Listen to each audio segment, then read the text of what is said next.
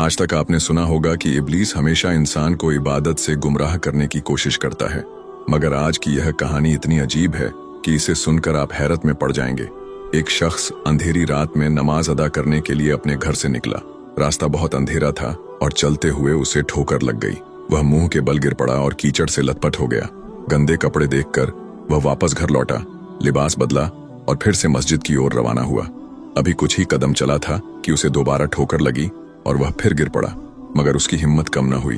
वह फिर घर लौटा, कपड़े बदले और एक बार फिर मस्जिद की ओर बढ़ा। इस बार जब वह घर से बाहर निकला तो दरवाजे पर एक अजनबी खड़ा था, जिसके हाथ में एक चमकता हुआ चिराग था।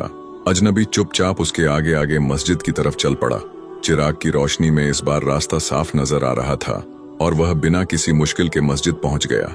मस्जिद के दरवाजे पर वह अजनबी ठहर गया और नमाजी अंदर चला गया। नमाज अदा करने के बाद जब वह बाहर निकला तो देखा कि वह अजनबी अभी भी खड़ा था, मानो उसे घर छोड़ने आया हो। नमाजी को अजनबी पर शक हुआ और उसने उससे पूछा, आप कौन हैं? अजनबी ने जवाब दिया, मैं इब्लीस हूँ। यह सुनकर नमाजी हैरान रह गया और बोला, शैतान मुझे मस्जिद तक कैसे छोड़ने आया? तेरा काम तो लोगों को गुमराह करना है। इब्लीस हंसते हुए बोला, जब पहली बार तू गिरा तो अल्लाह ने तेरे सारे गुनाह माफ कर दिए। जब दूसरी बार गिरा तो अल्लाह ने तेरे पूरे खानदान को बख्श दिया।